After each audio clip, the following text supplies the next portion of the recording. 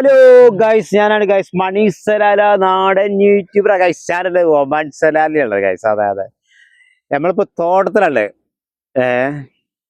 സലാലിയിൽ തോട്ടത്തിലാണ്. അതെ, നമ്മൾ സലാല തോട്ടത്തിൽ ഈ ഭാഗത്താണ് ഗൈസ് ഉള്ളത്. അതാ ഇങ്ങോട്ട് നോക്കി അല്ലേ, സലാലിയിലുള്ളപ്പോൾ ഉള്ളേ.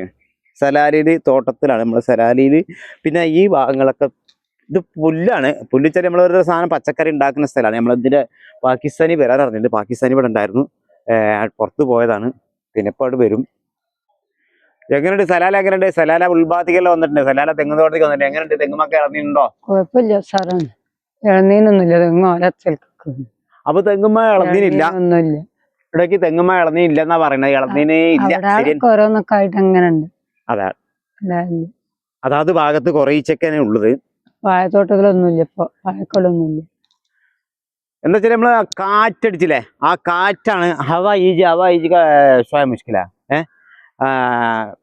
അതുകൊണ്ടാണ് സാധനങ്ങൾക്ക് ഈ കാറ്റടിച്ചിട്ട് അങ്ങോട്ടും ഇങ്ങോട്ടും ഈ കൊലകൾ ഇല്ലേ, ഈ കൊലകൾ തമ്മിൽ അടിച്ചിട്ട് ഈ ചെറിയ കരിക്ക് കൊഴിഞ്ഞു പോയതാണ്. അച്ചിങ്ങ അതന്നെ ഒന്നും കാണുന്നില്ല.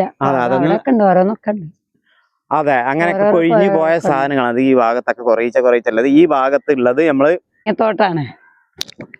ഇതിമലൊക്കെ വഴുതന ഉണ്ടായിരുന്നു.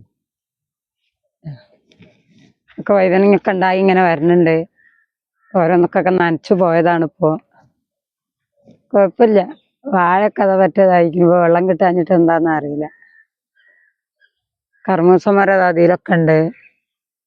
ഇതൊക്കെ നുസണ്ട് കൊറേ ഉണ്ട്. ഇതൊക്കെ എടുത്തുണ്ടാകും വരുമായിരിക്കും. ഇതാ കാണുന്നത്. അതൊക്കെ ചെനച്ച് ഒരു മരത്തുമ്പോ കൊറേ ഉണ്ട്. പുറത്ത് ഓരോ മരം കാണുന്നുള്ളു, ബാക്കിയൊന്നും.